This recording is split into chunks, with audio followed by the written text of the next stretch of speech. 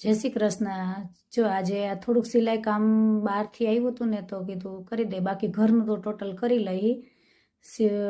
કાંઈ પણ સીવવાનું હોય નાનું મોટું ને વાડીના પણ કોઈ તરફાર બંગણા હાથે વાવણિયા જી કરવાનું હોય એ ઘરનું કરી લઈ।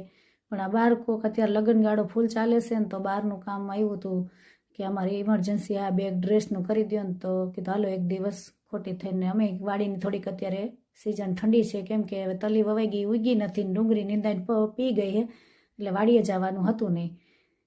મારા મમ્મીએ અમને એટલા આત્મનિર્ભર કરી અને સાસરે અમને મોકલી છે કે ખુદના પેર ઉપર મારી દીકરી રીએ, કોઈ દિવસ ક્યાંય મૂંઝાય નહીં।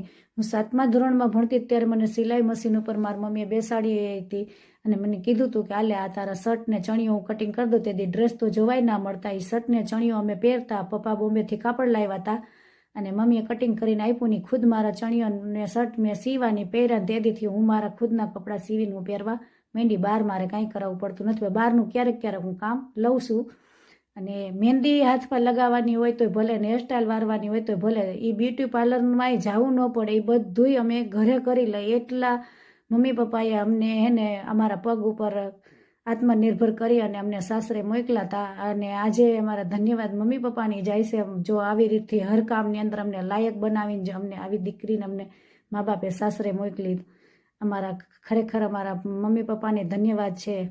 અને કોઈ પણ કામ શું ના આવડે, શીખી